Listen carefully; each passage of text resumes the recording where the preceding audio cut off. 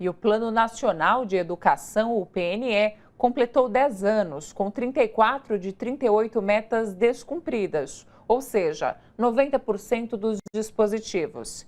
Entre as metas que o plano mirava estavam o ensino de tempo integral, alfabetização de jovens e adultos e acesso ao ensino superior. Sobre esse assunto, eu converso agora com a coordenadora de Programa e Políticas da Campanha Nacional pelo Direito à Educação, Marcele Frossar. Marcele, quais foram as principais metas descumpridas e como isso prejudica a educação no país? Boa noite. Oi, boa noite. Acho que a principal meta descumprida e que é importante ressaltar é justamente a meta 20, que previa alcançar 10% do PIB até 2024. Essa meta não foi cumprida e, consequentemente, todas as outras metas do plano ficaram prejudicadas. Além disso, né, a crise econômica, a crise política que a gente vivenciou nos últimos anos geraram retrocesso em metas que estavam em andamento, fazendo com que elas retrocedessem para números, né, inferiores ao que elas estavam em 2014, 2015. Então, de maneira geral, o Plano Nacional de Educação, que foi, né, aprovado em 2014 e que tinha o seu vencimento em 2024, ele foi muito pouco cumprido, né? E aquilo que estava em andamento ficou ou estagnado ou em retrocesso. Então, a gente considera que muito pouco do Plano Nacional de Educação andou ao longo desses últimos anos.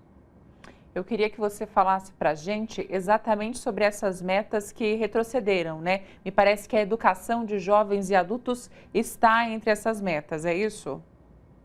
Exatamente. A educação de jovens e adultos, a inclusão, né, de uma maneira geral, porque principalmente educação de jovens e adultos, educação no campo, educação indígena, todas essas modalidades de educação, elas foram abandonadas ao longo dos últimos anos, né?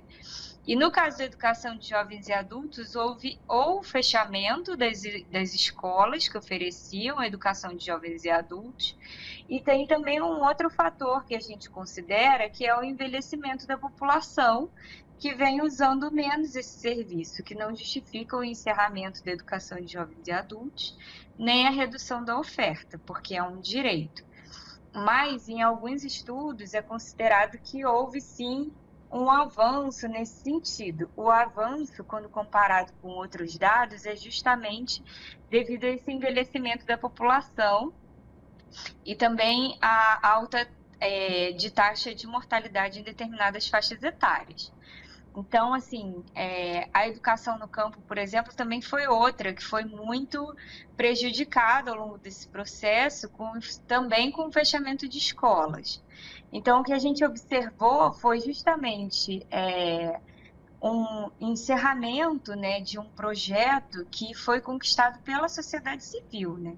Nesses 10 anos, a gente caminhou muito pouco e precisa de um compromisso muito maior dos entes federados, do governo federal, para que o próximo plano seja, de fato, um plano implementado.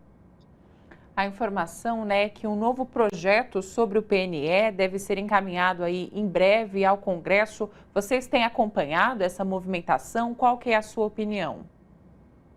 Sim, a gente tem acompanhado a movimentação, sim, a campanha também tem incidido nesse processo. A CONAI 2024, que aconteceu em janeiro desse ano em Brasília, né, com a Conferência Nacional, e as conferências estaduais e municipais que aconteceram no ano passado, tudo isso faz parte desse processo de desenvolvimento do novo plano. Porém, é importante ressaltar que o plano também, ele tramita, né, ele é apresentado pelo Ministério da Educação e tramita nas casas do Congresso. Então, é um momento assim de muita insegurança também, devido ao caráter conservador dessas casas. Mas também é importante ressaltar que o Plano Nacional de Educação ele passou da validade e a gente está num outro momento e ele precisa ser construído a partir do atual contexto. A gente vai acompanhar, né, educação, um direito aí primordial, um direito que faz você acessar outros direitos. Muito obrigada pela entrevista. Eu que agradeço. Tchau, tchau. Boa noite.